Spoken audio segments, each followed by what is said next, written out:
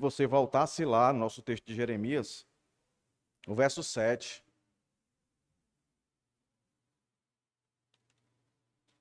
A parte final, onde foi dada a ênfase, né, que diz, né? Eles serão o meu povo e eu serei o seu Deus. Agora, preste atenção, porque se voltarão, não é se voltarão para mim de todo o coração. Preste atenção que eu vou dizer aqui.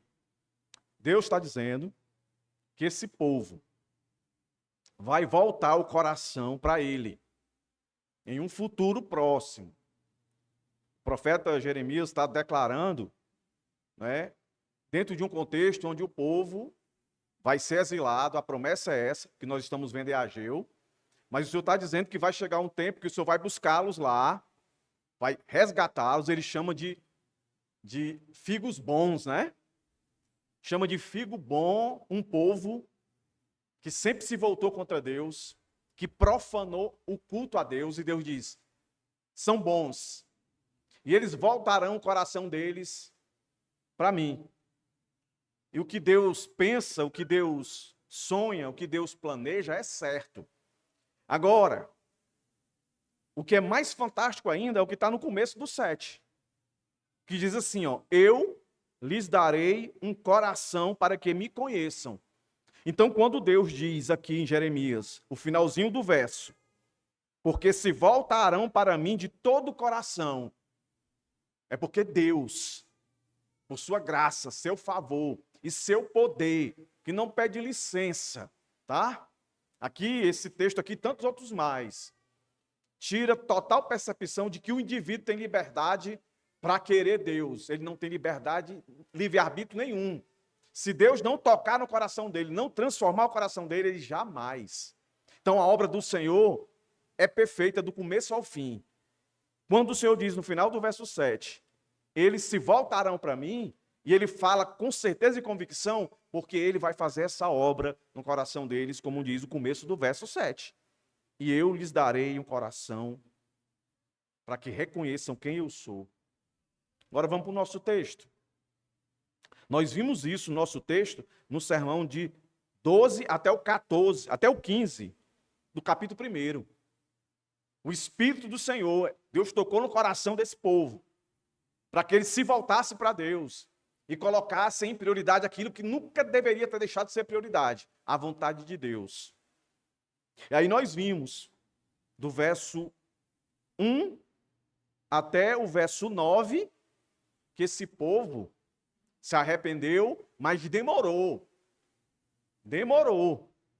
para se voltar na prática a fazer aquilo que o Senhor requeriu deles. Construir o templo.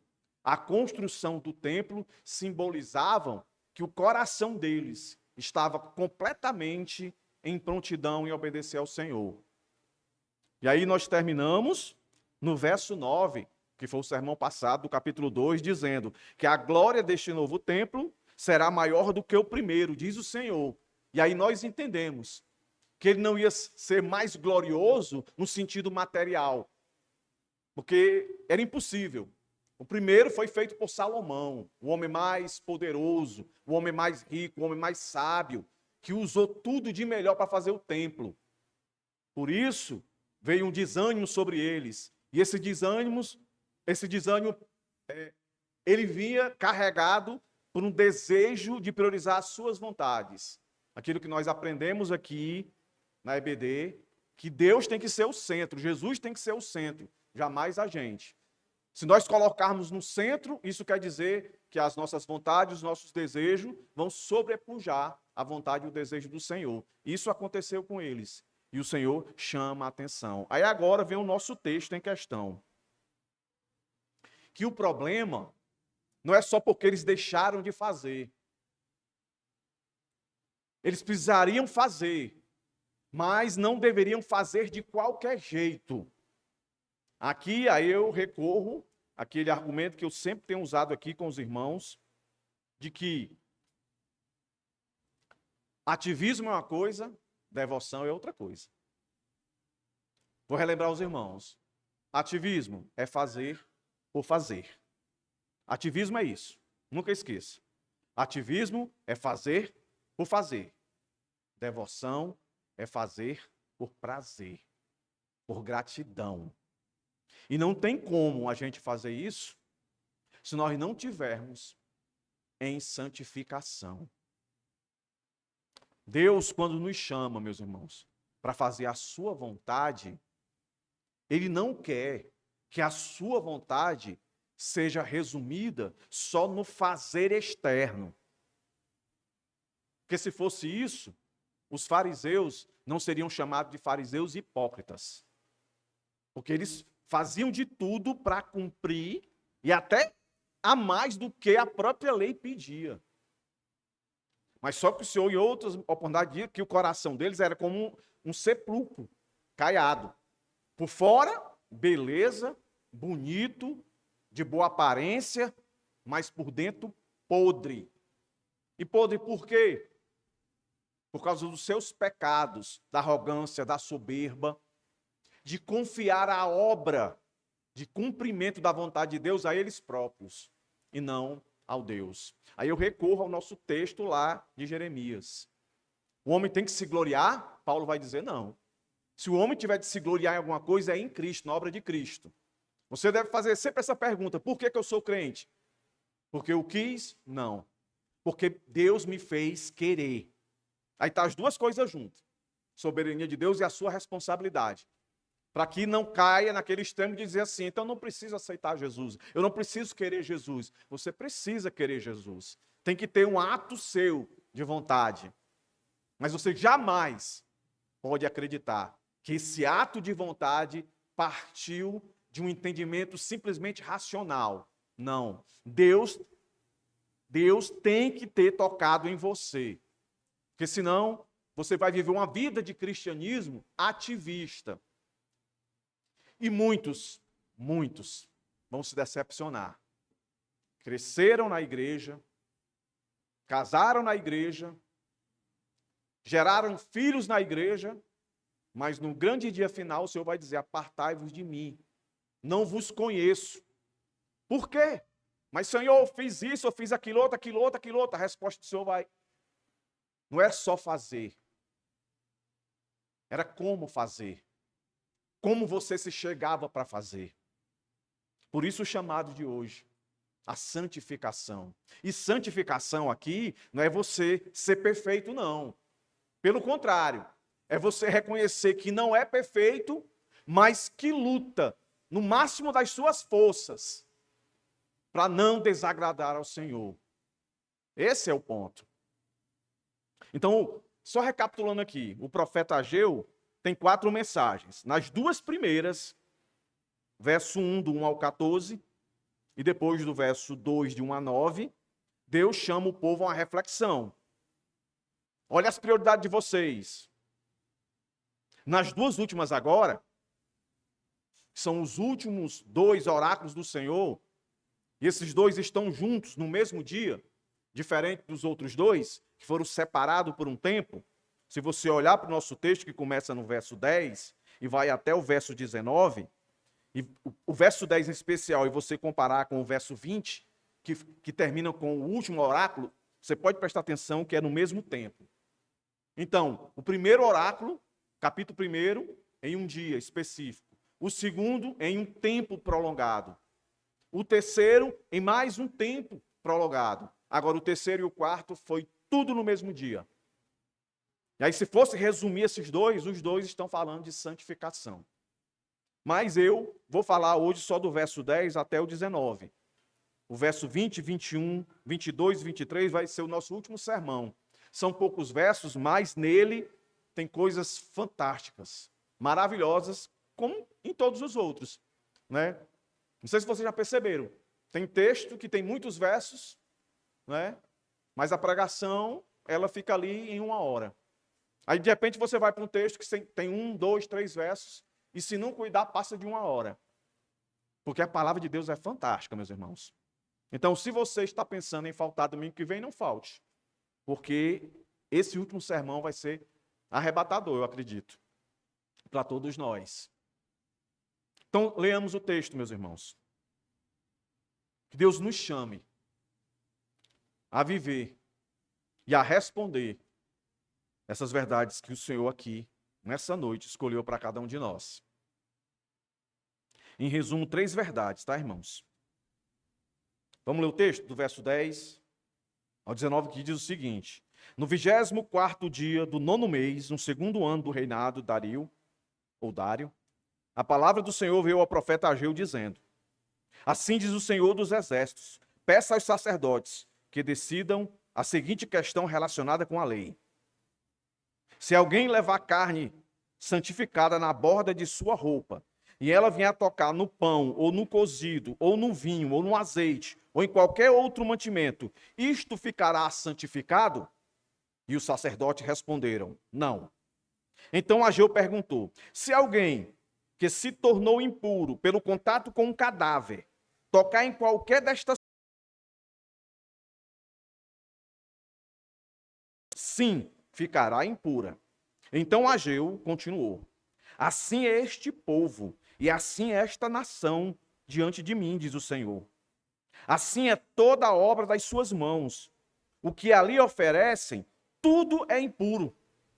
Agora considerem tudo o que aconteceu desde aquele dia, antes de vocês terem começado a colocar pedra sobre pedra no templo do Senhor.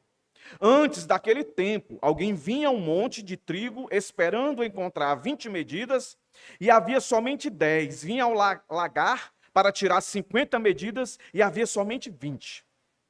Eu os feri com queimaduras, com ferrugem, com granizo, e tudo o que vocês fizeram, mas não houve entre vocês quem voltasse para mim, diz o Senhor. Por isso, desde o dia de hoje, desde o 24º dia do 9º mês, desde o dia em que foram lançados os alicerces do templo do Senhor, considerem o seguinte: ainda há sementes no celeiro? Além disso, a videira, a figueira, a romanceira e a oliveira não têm dado os seus frutos. Mas, de hoje em diante, eu os abençoarei. Eu abençoarei vocês. Oremos, meus irmãos, mais uma vez.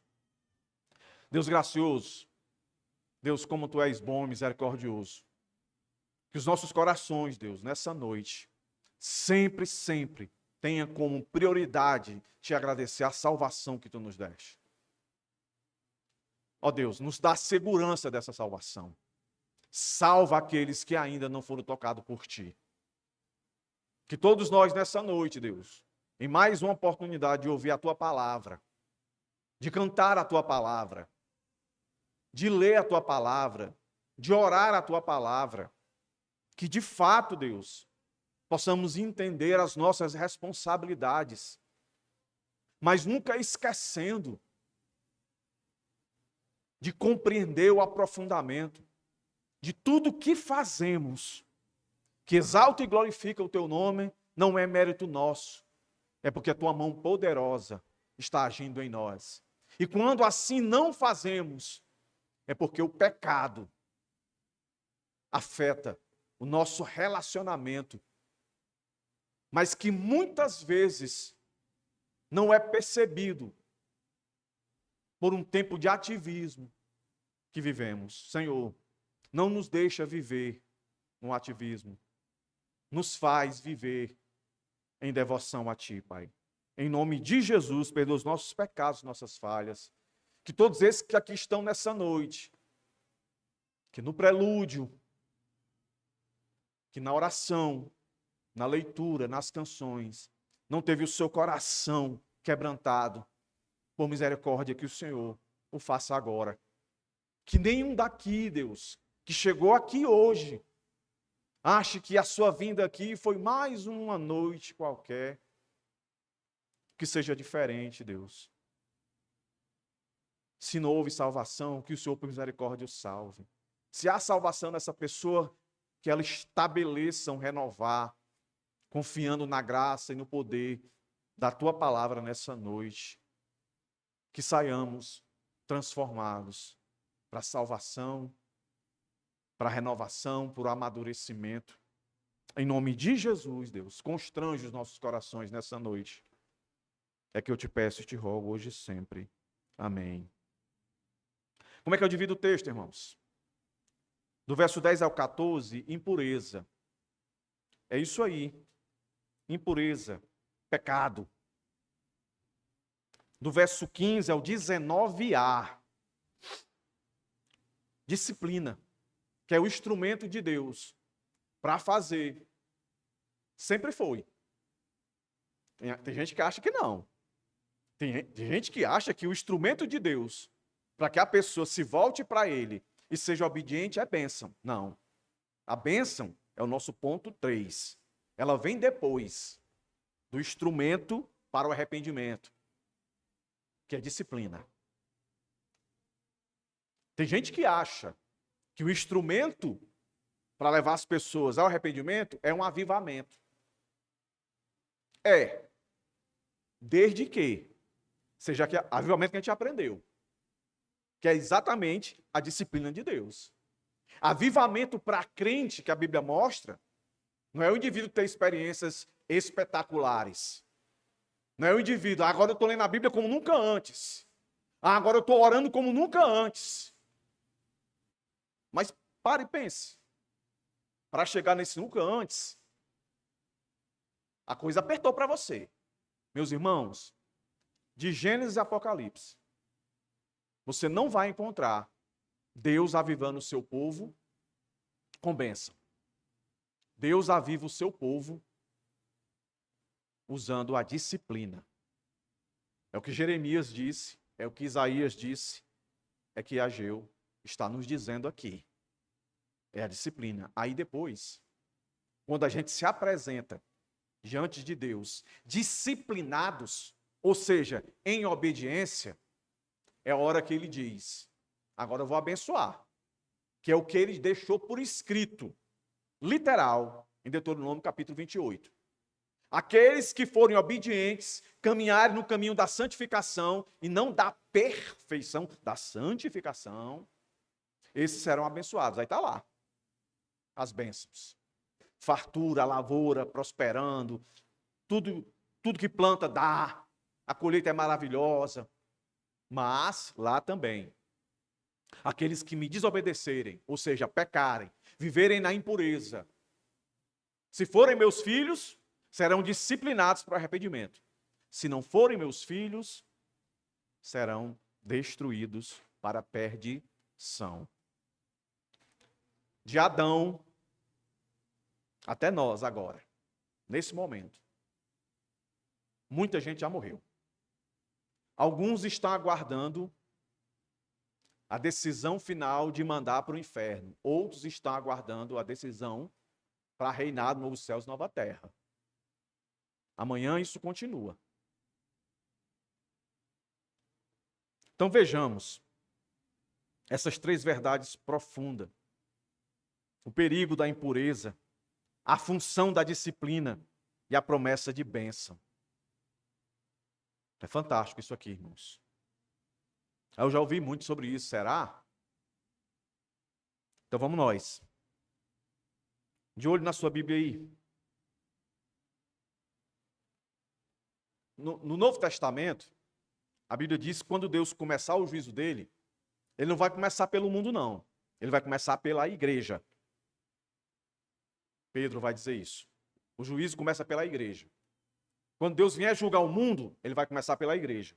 Vai separar o joio do trigo. Vai separar aquele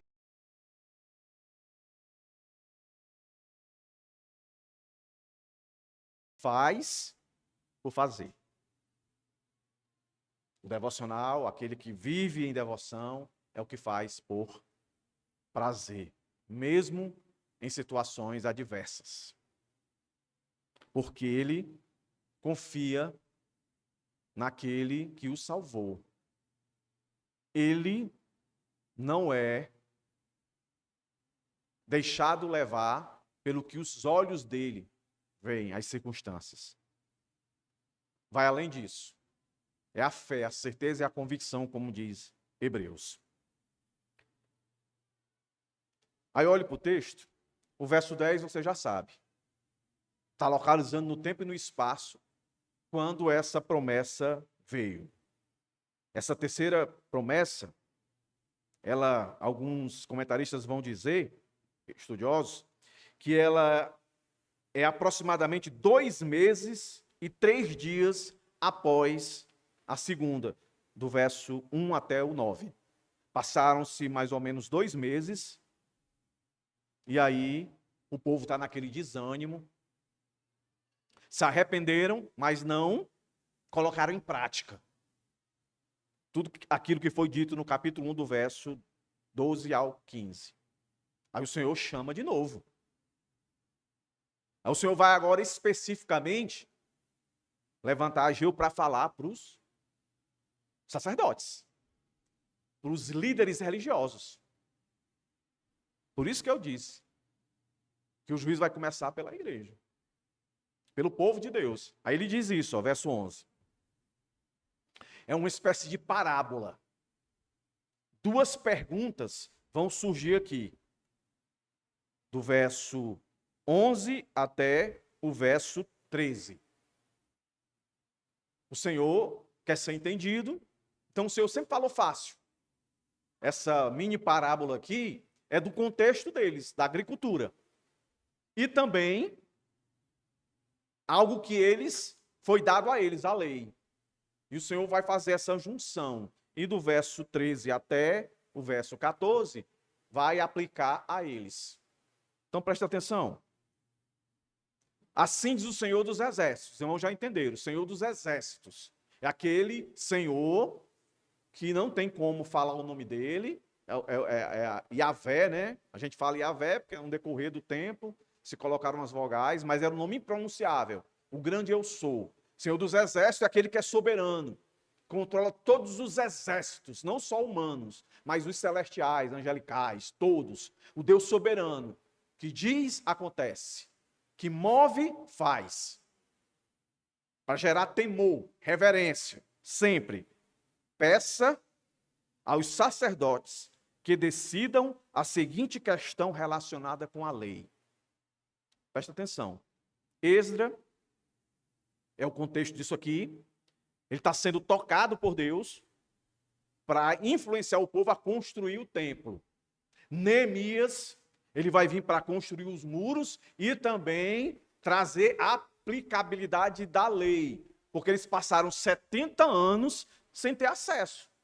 Eles não podiam colocar a lei em prática porque não tinha templo. E quando o Senhor chama eles a construir o templo, se eles estavam desanimados para construir o templo, eles provavelmente pegaram todos os recursos que Deus, movendo os governos do Estado, governo humano, para financiar. Provavelmente eles pegaram esse recurso e construíram as suas casas, estavam preocupados em cumprir os mandamentos do Senhor, não. Aí o Senhor traz essa mini parábola aqui para chamar a atenção deles. Eu quero que vocês construam, mas eu não quero que vocês construam com mãos sujas, com mãos impuras, com coração impuro. Eu não quero que vocês construam o templo e depois se reúnam hipocritamente. Eu estou cheio disso. E vocês precisam entender que eu não aceito esse tipo de louvor. Entendeu, irmãos? Não é só vir ao templo do Senhor. É como eu estou indo. Qual a minha motivação? Qual o meu entendimento? Nós estamos vivendo tempos que a igreja, infelizmente, está sendo comparada com ONGs. Meus irmãos, isso é muito triste. Com ONGs. Qual é o poder das ONGs?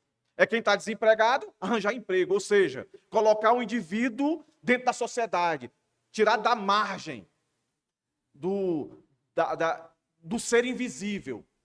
Se o indivíduo está angustiado, está deprimido, aí as ONGs vão dar alguma coisa para ele sentir a alegria de viver, abraçar a planta, cheirar a planta.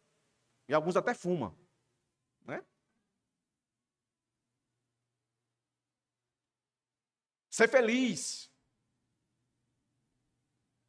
Eu me recordo que eu fui com uma pessoa que foi indicado para ela fazer uma terapia. Esse local é muito bom. junto da natureza. Aí eu fui com essa pessoa. Chegamos lá, um negócio meio esotérico. Era um pessoal sentado, fazendo assim. Uns cabas pareciam uns gurus. Eu digo, tem coragem de ficar aí? Entendeu? Aí a gente olha para as igrejas hoje desse jeito. As pessoas vêm para a igreja para resolver os seus problemas. Pense bem. Resolver os seus problemas. Mas a maioria dessas pessoas, elas não associam os seus problemas com os seus pecados. Ela entra dentro desse contexto de mundo que ela é sempre a vítima. É sempre o coitadinho. Vocês estão diante, como diz Paulo, né? Eu estou dizendo igual a Paulo. O maior pecador da face da terra. E eu estou olhando para um monte de pecador. Um monte de pecador. Aí lembra? Logo nos primeiros sermões eu disse, irmão, quem de vocês saiu de casa hoje? Hoje eu vou para a igreja pedir perdão a Deus porque eu pequei demais. Quando você tem essa consciência que pecou, você não vem nem para a igreja. Aqui Deus está chamando a atenção. Eu não quero de qualquer jeito. Eu especifiquei como é que eu quero o templo, mas também eu especifiquei como eu quero aqueles que vão adentrar a minha presença, porque nessa época o templo era isso, dava essa ideia. Eu quero ir para a presença do Senhor, era o templo. Nós estamos na nova dispensação, né? A presença do Senhor está em todo lugar. Naquela época estava, mas eles não entendiam assim. Aí Deus não ia cobrar o que eles não entendiam. O templo era a ponte de ligação. Mas nós aprendemos que o templo, por isso que a glória da segunda casa era maior, porque o templo era Cristo, era uma tipologia de Cristo. Aí Deus lança essas duas perguntas. A primeira. Se alguém, ó, parece coisa boba, né? Mas tem uma lição aqui, ó. O Senhor quer que eles olhem para dentro de si, ó, o considere que vai aparecer daqui a pouco, tá? Olhem para dentro de si. Os dois considerem que apareceu antes, a gente aprendeu, era olhar para fora. Vocês estão vendo tudo que está acontecendo? É culpa de vocês. Vocês consideraram isso? Por que vocês trabalham tanto e não conseguem nada? Agora, os considerem que vão aparecer, é um chamado para dentro. Aí diz assim, ó. Se alguém leva carne santificada na borda de sua roupa, e ela vier a tocar no pão, que era nos elementos que faziam parte, né, da liturgia do templo. No pão, no cozido, no vinho, ou no azeite, ou em qualquer outro mantimento. Isto ficará santificado? O que é que ele está dizendo? Tem algo que está santificado. Aí você coloca nas suas vestes. Aí você entra no templo. Aí aquilo que está santificado começa a tocar em outros elementos, outros mantimentos, em outras coisas. Essas outras coisas, automaticamente, elas se tornam santas? A pergunta é essa. Aí a resposta dos sacerdotes? Não. Não. Então, a priori aqui, o entendimento é esse. Santidade, ela não é contagiante. Ela não é contagiante. Santidade é algo individual. Entendeu? É isso que ele está querendo dizer. Aí vem a segunda pergunta dessa mini parábola. Aí ele vai dizer o seguinte. Então Ageu perguntou. Se alguém que se tornou impuro, por que ele se tornou impuro? Pelo contato com um cadáver. Todo judeu estava lá na lei dele. Se ele é Levítico, se tocar no animal morto, se tocar num defunto, você está impuro. Aí tem todo um processo para você se purificar. É isso aqui. Aí ele diz, tocar em qualquer dessas coisas, ficará ele impuro? Ou ela impura, né? Vai ficar, eu posso dizer, santa? Vai deixar de ser impura? Ou, aí ele vai e diz, ficará impura. Não vai deixar, vai ficar impura. Então, o que é que ele está querendo dizer? Se a primeira pergunta dá a ideia de que a santificação ela não é contagiante, a impureza sim. Ou seja, o pecado sim. O pecado, ele é como uma doença. Por exemplo, você está com gripe.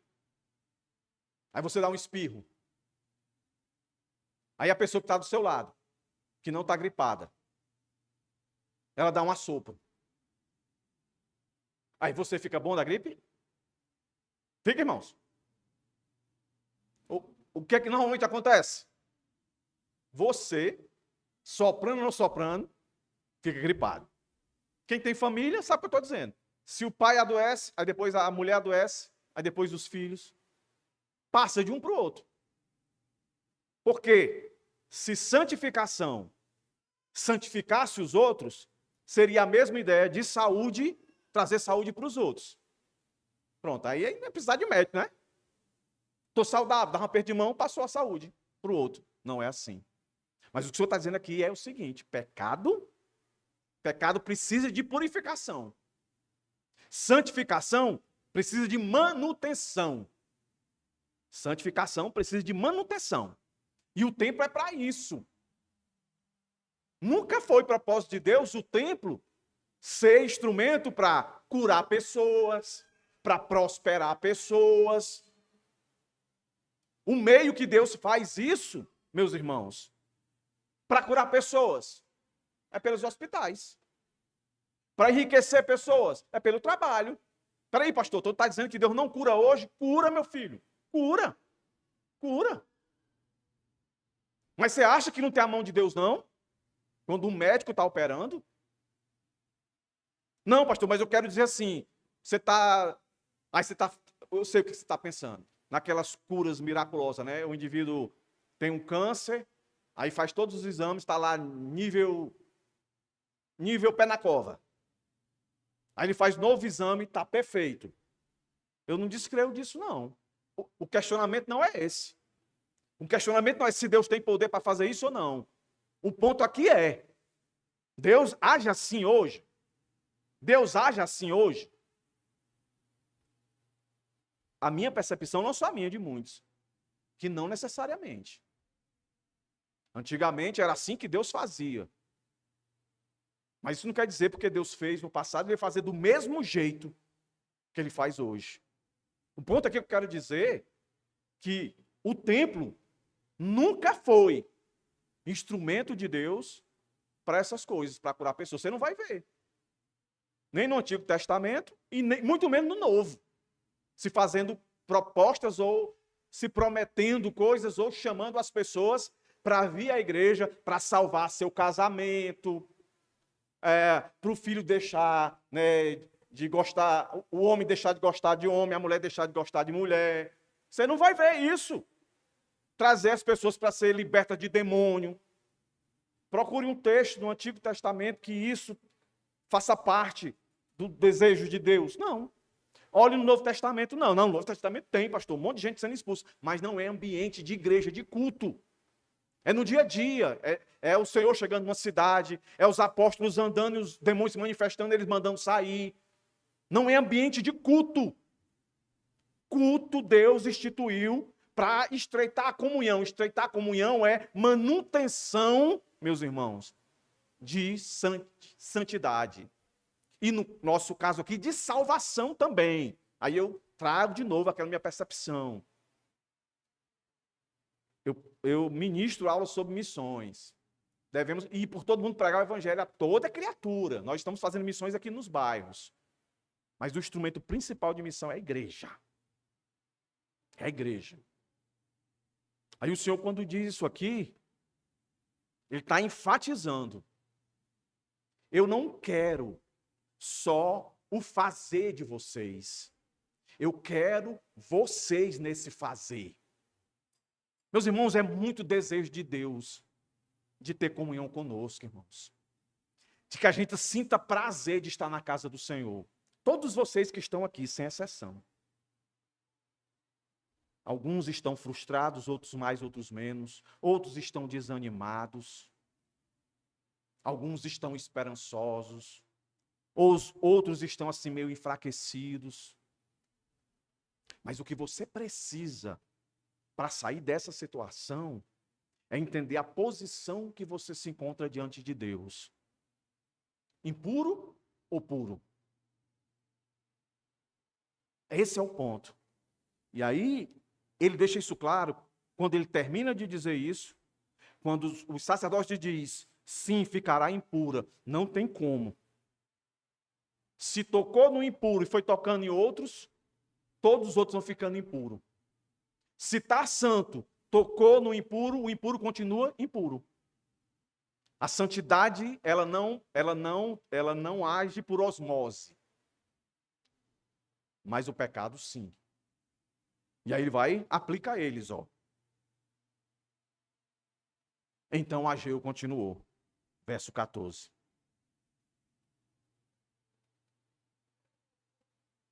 Assim, aí ele vai, ó, do povo dele para a nação.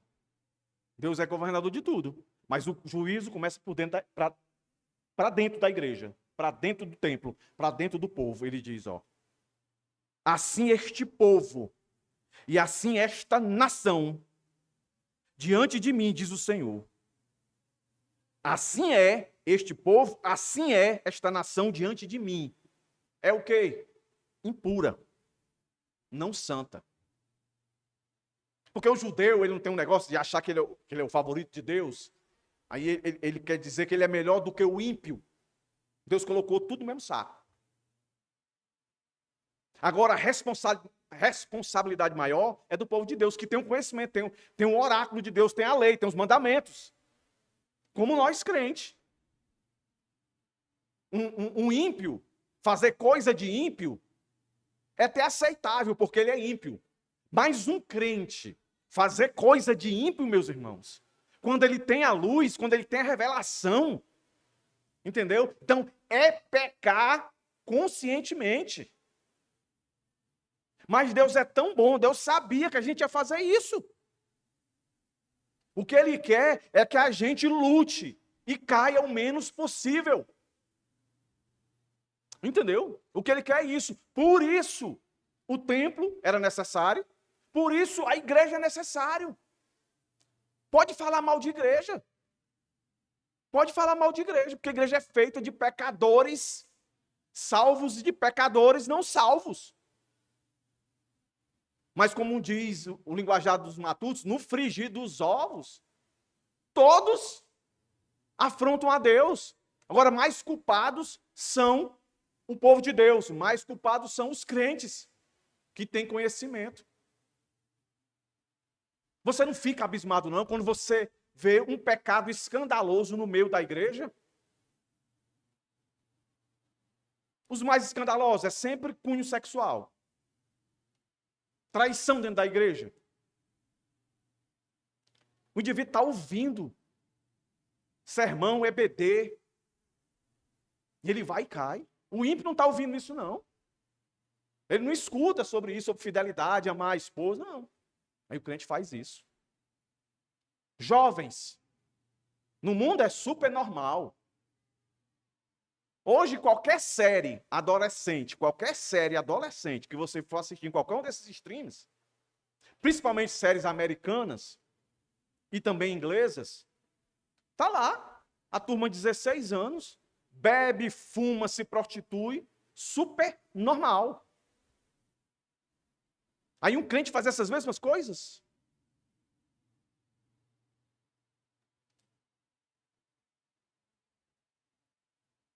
O Senhor dá nome. Vocês. Ele aplica a eles.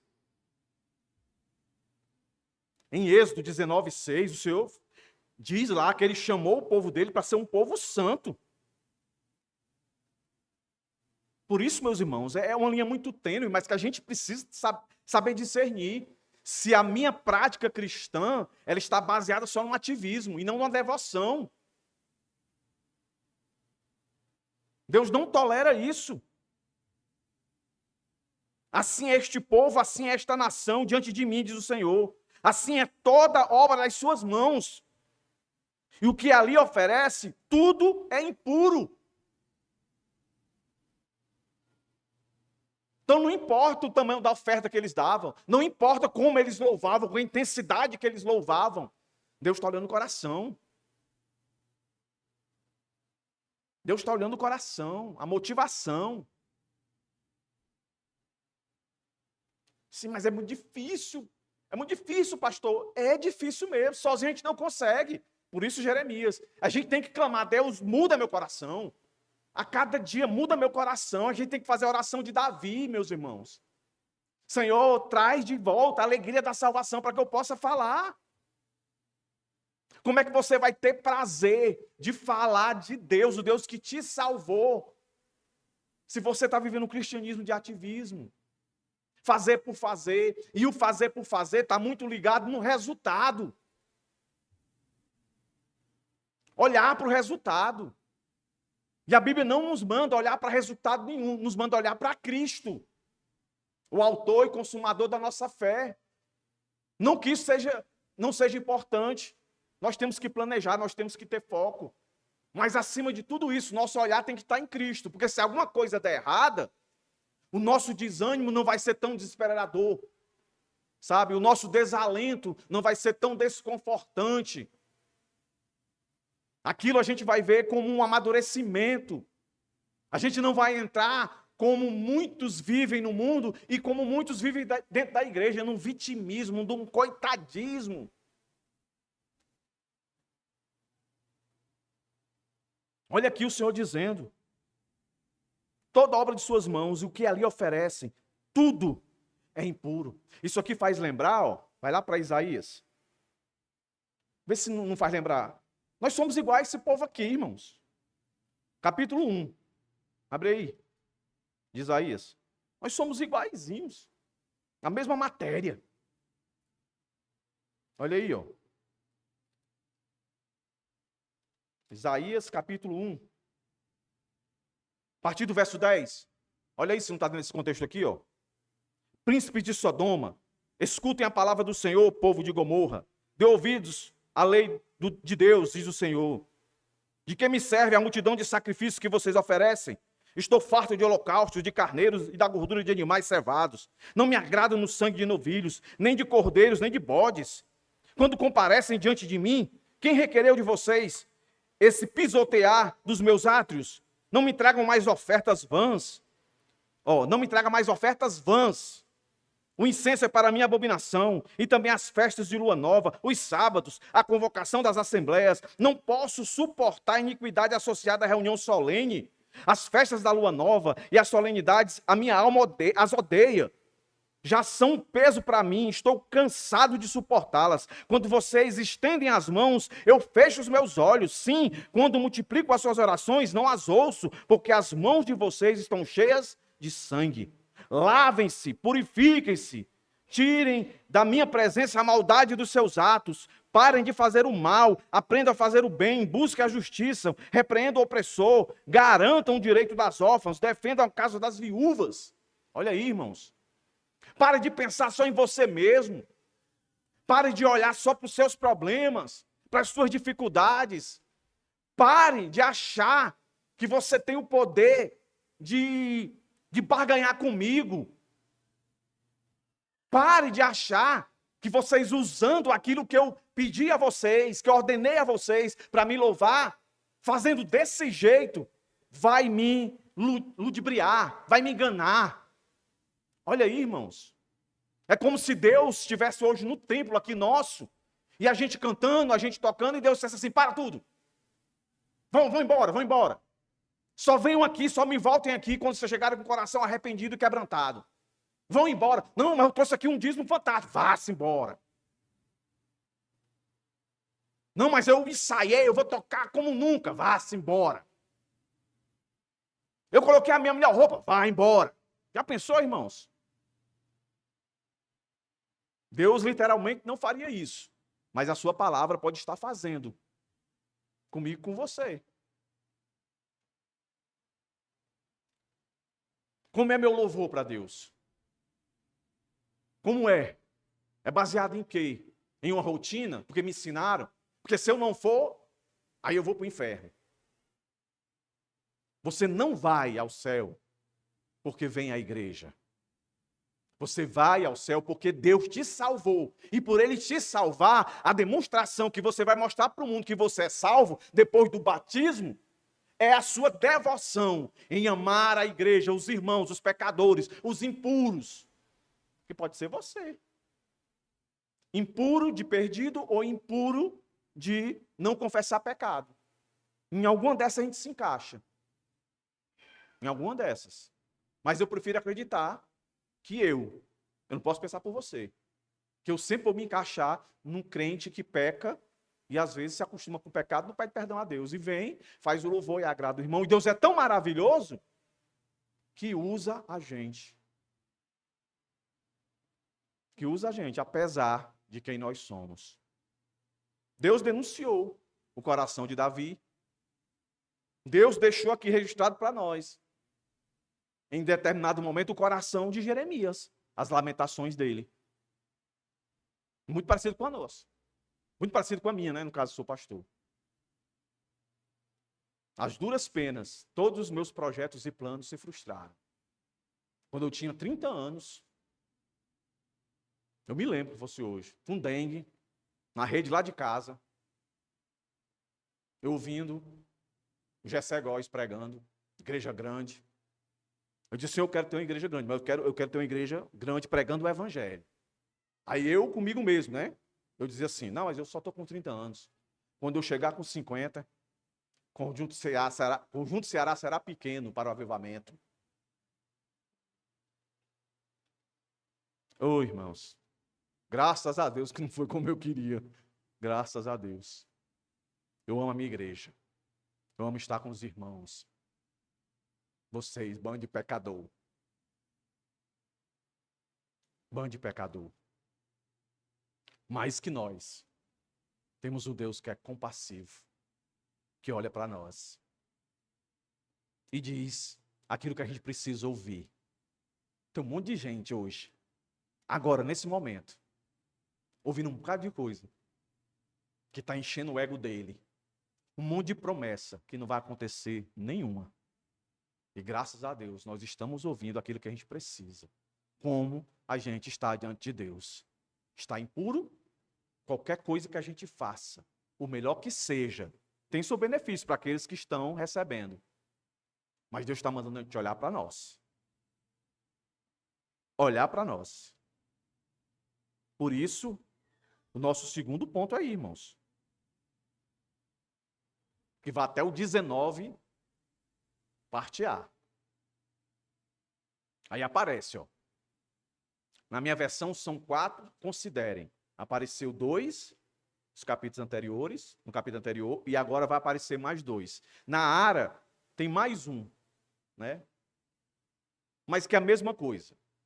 Esses 2 consideres, ou 3 consideres, dependendo da versão que você está aí, é a ideia de você olhar para fora, mas olhando para si. Não sei se os irmãos estão entendendo. É o seu olho olhar para dentro de você e olhar para fora. Os outros consideram, não, era você só olhar para fora. Então, eu me lembro que eu fiz essa aplicação. Irmãos, algum de nós aqui considerou que tudo que nós estamos passando aqui no Brasil, essa injustiça aí, né? Grandes ladrões corruptos, tendo suas penas perdoadas, dinheiro de corrupção devolvido, traficante que foi pego, tendo seus helicópteros, lanchas, carros importados devolvido, e uma pessoa que pintou, botou lá um negócio escrito numa estátua lá, recebeu 14 anos de prisão. A lei lá diz que no máximo era 2 anos, ou 3, recebeu 14. Agora, recente, uma senhora de 70 anos, que estava com liberdade condicional, usando a tornozeleira, ela foi para a academia, e a bicha deu um tilt lá, e ela foi, comunicou que ela deu problema, mas aí o tão poderoso Alexandre de Moraes, fala bem baixinho, porque agora estão pegando o nome da gente e estão levando para lá. Sou besta, né? Mandou prender a mulher. Mandou prender a mulher. Muita injustiça. Aí ninguém pensa assim, mas será que eu não tenho participação nisso? Tudo que estava acontecendo no período deles, o quê? Escassez, falta de emprego. E quando ganhava dinheiro, o dinheiro não dava. Não está acontecendo com vocês, não? Lá em casa, a gente fazia a compra mensal. Aí depois foi para quinzenal. Agora é semanal. Entendeu? A gente vai tirando todos os supérfluos. Só quando aparece uma promoção. Batatinha. Aí eu boto. Senão fica só o supérfluo. Porque quando... Não sei vocês, né? Mas quando eu fazia compra pro mês todo, eu me sentia tão rico, viu o carrinho cheio, aí vai dar. Aí agora não, por semana é aquele negócio. Ó, tem que dar para essa semana. Se botar demais aqui, vai faltar na outra. Será que a gente considera?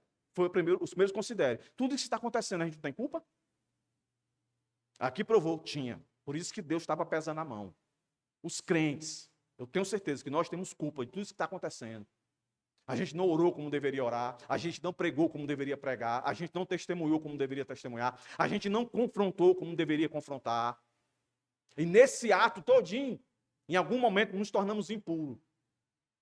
Aí Deus vai e manda a escassez, que é a disciplina. Aí vem, ó. Agora, ele estava dizendo lá, né? Considerem tudo o que aconteceu desde aquele dia. Essa expressão, desde aquele dia. Literalmente. É a ideia, meus irmãos, funciona como um marcador de transição. É uma leitura comparativa. Sempre. E vai aparecer direto aí, ó, essa expressão. Desde aquele dia, antes daquele tempo, desde desse dia em diante. Aí tem a última, que está lá no verso 19, que é o nosso último ponto, que vai dizer de hoje em diante. São comparações, olhando para o passado, olhando para o presente e olhando para o futuro. Então veja, do verso 15 até o 19a, é a disciplina de Deus. Como é que ele resolve? Como é que ele trata um coração impuro? Como é que ele trata um coração desobediente? É mostrando que é bom? A gente, pai, quer fazer isso, né? Ah, meu filho não está me obedecendo, eu vou dar isso para ele. Tem pai que tem dinheiro, né? A gente vê nos filmes, dá um carro para o filho, para ver se o filho... Nas coisas espirituais, é de dentro para fora, não de fora para dentro. E só tem um jeito da gente entender. É Deus mudando as circunstâncias para ferir a nossa pequenez, para a gente se reconhecer pequeno. Aí o Senhor diz, ó, agora considerem tudo o que aconteceu desde aquele dia. Antes de vocês terem começado a colocar pedra sobre pedra no templo do Senhor. Foi o que aconteceu, capítulo 1. Começaram, esqueceram, não construíram, aí começaram a trabalhar, ajeitar as casas, aí veio aquilo que está lá no 5 e no 6, se não me engano, no verso, capítulo 1. Trabalha, e não consegue juntar nada, parece que está furado. Bebe, não mata sede, come, não mata fome. Aí ele continua. Antes daquele tempo, alguém vinha, aí ele vai fazer um resumo do que está lá, no verso 5 e 6, se não me engano. Alguém vinha um monte de trigo esperando encontrar 20 medidas, fartura. E havia somente 10. Expectativa frustrada. Vinha ao lagar para tirar 50 medidas e havia somente 20. Frustrado de novo. Aí Deus diz, ó, eu estou ferindo, foi eu que feri. Eu os feri com queimaduras, com ferrugem, com granizo, a lavoura de vocês. Eu mandei um tempo ruim, que o maior meio econômico de renda das pessoas era a agricultura naquela época. E Deus pôs a mão em cima. Por quê? Porque o povo trocou as prioridades. O povo se colocou no centro e não Deus, que era para estar. E mesmo no meio dessa peia toda, o que é que o Senhor diz? Mas não houve entre vocês quem voltasse para mim, diz o Senhor. Aí eu lembro de novo a vocês, tá? Nunca mais diga esse ditado. Se não vier pelo amor, vem pela dor. Só vem se Deus quiser. Está aqui, Deus bateu nesse sentido de escassez e eles nada. Aí Deus decide, ó. Por isso, desde o dia de hoje, Desde o 20º dia ele vai, registra aqui o tempo de novo, 4º dia do 9º mês, desde o dia em que foram lançados os alicerces do templo do Senhor, considerem o seguinte. Pronto, irmãos. Presta atenção. O pecado de Israel era ainda mais grave, certo? Porque eles conheciam o Deus que servia, sabiam o que tinha que fazer e eles viviam de forma hipócrita, querendo viver, né? Mas Deus vai discipliná-los para levá-los ao arrependimento, como diz Hebreu. Deus disciplina aquele que é seu, né? E aí vem a palavra do Senhor agora, que vai preparar o terreno para o nosso terceiro ponto, a bênção. Presta atenção agora. Isso aqui é importantíssimo você perceber. Ele vai dizer agora o seguinte, verso 19, preparando para o verso 19, parte B, que é o final do nosso sermão. Preste bem atenção. O Senhor está querendo dizer como é que está a situação. Falou do passado, agora ele vai falar do presente. Como é que está a situação? Ele vai dizer, ainda há sementes no celeiro? Olhem aí. A resposta seria não. Além disso, a videira, a figueira, a romanceira e a oliveira não têm dado os seus frutos. O que Deus está dizendo é o seguinte, só piorou. Só piorou. Vocês disseram que estavam arrependidos. Verso 14 do capítulo 1. O Senhor despertou o espírito de Zorobabel, filho de Salatiel, governador de Judá, o espírito de Josué, o espírito de todo o remanescente. Eles vieram e começaram a trabalhar no templo do Senhor. Vocês acham que só o fato de trabalhar, literalmente, vocês se moverem para fazer aquilo que vocês não estavam fazendo, aquilo era suficiente? Vocês não pararam para considerar que as coisas só pioraram? Vocês não consideraram olhar para vocês? E o fato deles não considerar olhar para eles estavam achando que era isso. Vamos fazer a vontade de Deus e Deus vai mudar a situação agora para nós. É só a gente obedecer na prática. A gente não precisa mudar o nosso coração. A gente não está com muita vontade de louvar a Deus, mas vamos fazer, já que Ele está pedindo, porque senão Ele vai continuar pesando a mão. Vocês acham que isso ia me enganar? Eu estou pouco me importando nesse sentido do que vocês fazem por mim. O que eu quero é que vocês façam entendendo quem eu sou, não simplesmente porque eu mando. Esse jargão não se adequa nesse contexto agora que eu estou falando, de dizer assim, manda quem pode, obedece quem tem juízo. Não. Manda quem pode, obedece quem tem prazer, alegria e satisfação de saber quem é esse que está falando. E não tem como você fazer com prazer, alegria e satisfação impuro. Você vai fazer hipocritamente. Aí Deus chama ele e diz assim, olha, só piorou. E vai piorar. Se depender de vocês, vai piorar. E aqui eu faço um link de novo com Jeremias. Por quê? Verso 19, a bênção. Está aí, Nós vimos o primeiro ponto, impureza, a disciplina, agora a bênção. Deus, obra exclusiva dele. Olha o que ele diz, o finalzinho, mas. Esse mais aí, meus irmãos, é sobrenatural. Mas, de hoje em diante, eu abençoarei vocês. Eu vou te explicar, crente. Eu vou te explicar. Esse povo aqui voltou a construir o templo, mas fazendo por fazer, não por alegria, por satisfação, por prazer. Estava fazendo por interesse, para Deus mudar aquela situação. Não parece muito, não, a oferta de hoje que as pessoas dizem, Deus quer mudar a tua situação, faça isso. Aí as pessoas sempre associam que você faça alguma coisa ligada a dinheiro. Nunca é um sacrifício da sua vida em se consagrar mais ao Senhor, sabe? Em perdoar, sabe? Em pedir perdão. Nada disso. Aí o Senhor olha para esse bando de pecador, que eu e você se inclui, e Deus diz, eu vou botar um fim nisso. Eu vou abençoar vocês.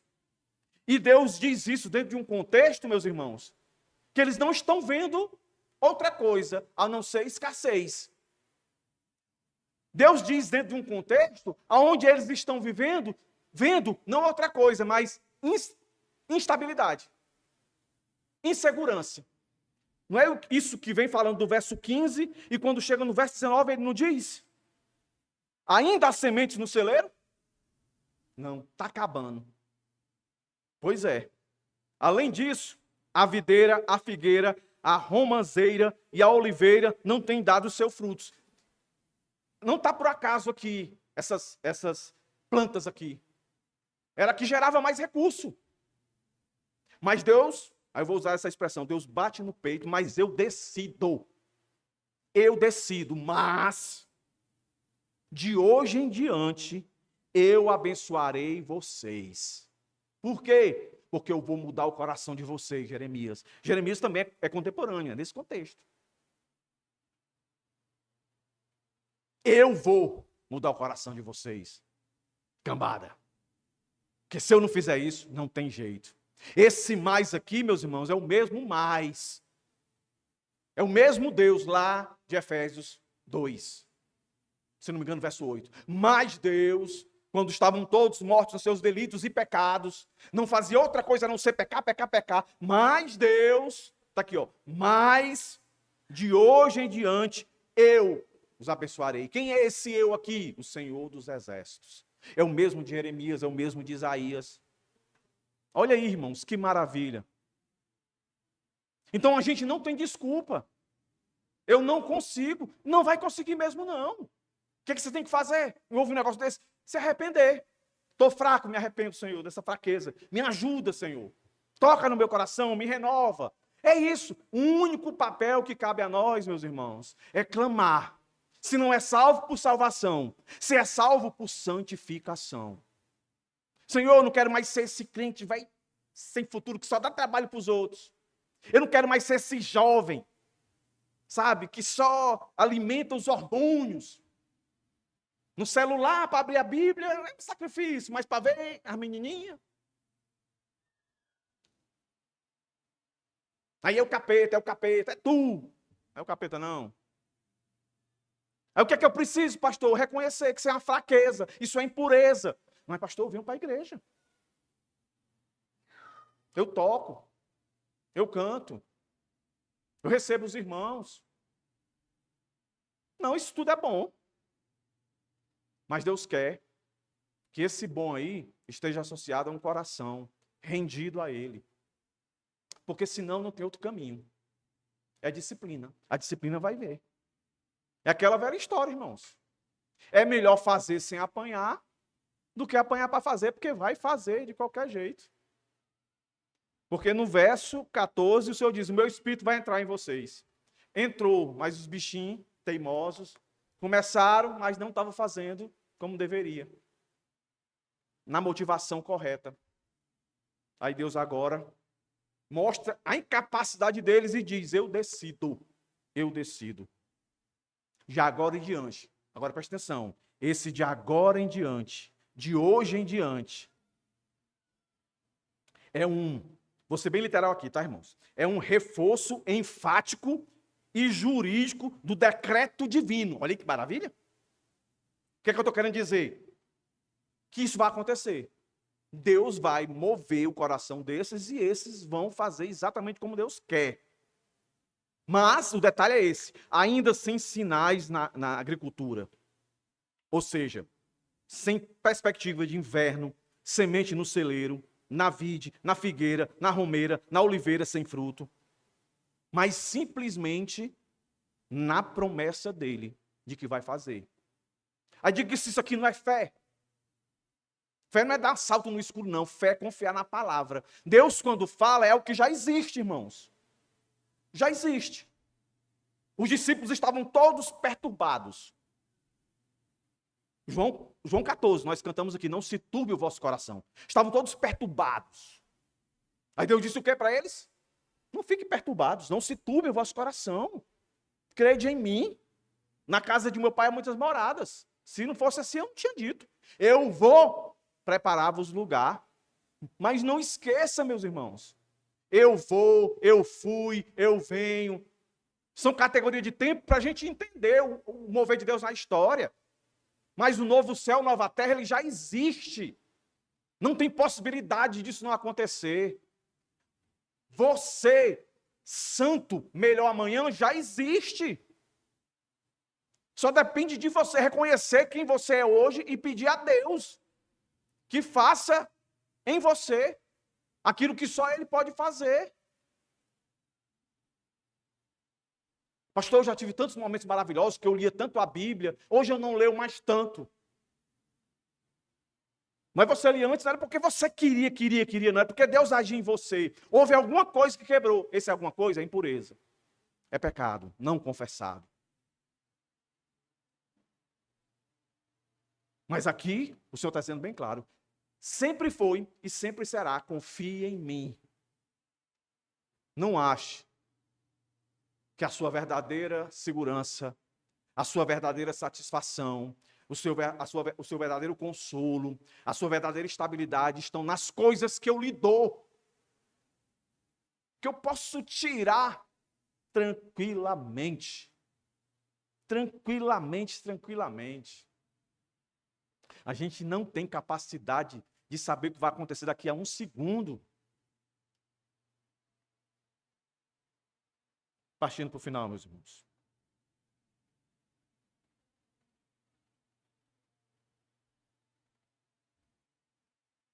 O que nós aprendemos aqui com Ageu?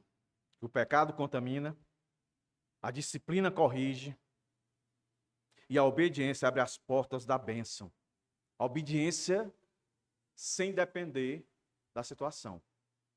Porque às vezes a gente quer, obedecer a Deus, mas a gente fica querendo que Deus mude algumas situações. Não olhe para as situações, olhe para Deus. Ele vai fazer você ser santo, como você precisa ser, em qualquer situação. Foi assim com Sadraque, Mesaque e Abidnego, foi assim com Daniel, foi assim com Jeremias, que fez a sua lamentação, foi assim com Davi, que pecou e afrontou Deus de uma forma horripilante. Foi assim com Paulo e com Pedro, quando eles brigaram na frente de todo mundo. Está registrado na Bíblia? Paulo chegando e dando uma lapada lá no Pedro. Pedro, deixa de ser hipócrita, rapaz. Quando está com a gente é de um jeito. Quando está na fora... Hoje nós vivemos numa cultura, né? Que ninguém pode mais recriminar ninguém. Ninguém pode mais recriminar ninguém. Porque, não, isso aí é falta de respeito. Entendeu? Você tem que chamar a pessoa e conversar em particular. Isso quando dá. Mas só que nós não sabemos quantos particulares já aconteceu. É como liderança pastoral. Né? Os irmãos aqui não veem o que acontece fora do culto normal. Os irmãos aqui não têm ideia de quem foi a pessoa que foi lá em casa essa semana, a casa que eu fui visitar, ou o problema que eu fui tratar, ou um problema recorrente que eu venho tratando, o irmão insiste, aí quando chega o dia eu dou um aqui na frente de todo mundo, a pessoa diz, o pastor é muito bruto. Não sabe de nada. Não olha que é correção, nós somos família. Se um de vocês estiver em pecado, que Deus me deu discernimento para ver logo antes que isso exploda, porque vai explodir.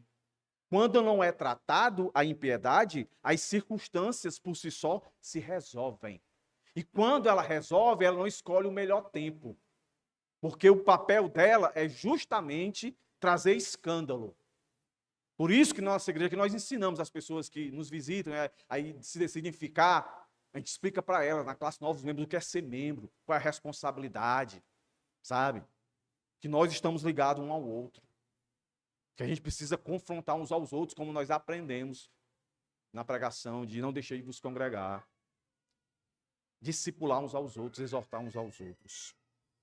Então, meus irmãos, Ageu nos ensina a pôr o coração diante de Deus e assim diagnosticar a impureza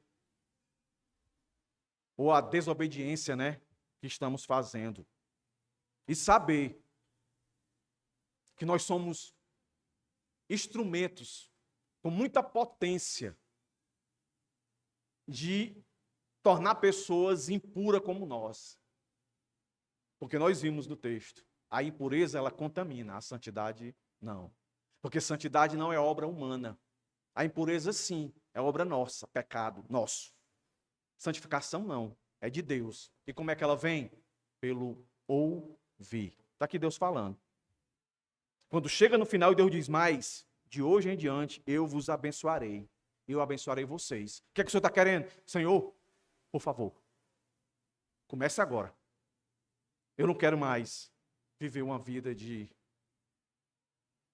rotina, de ativismo. Eu quero ser um crente devoto a Ti, que faço com prazer, independente das circunstâncias, das situações. Então, meus irmãos, o Senhor nos chama à santificação. Não apenas a frequentar cultos, mas a viver em obediência. Pois o dia da obediência é o dia da bênção. É o dia da bênção. E que a bênção hoje para você tenha sido ouvir isso aqui. Que você saiba lidar com ela. Que você não é mais inocente. Não venha mais à presença do Senhor de qualquer jeito. Venha com o coração contrito e quebrantado. Oremos. Senhor Deus, graças te damos pelo privilégio mais uma vez de estarmos aqui. Te dou graças, Deus, por tudo que o Senhor tem feito na vida de cada um de nós. Nos ajuda, Deus, a olhar para Ti, a confiar em Ti. Nos ajuda a considerar tudo que tem acontecido, as nossas responsabilidades. Que nós possamos lidar com as consequências.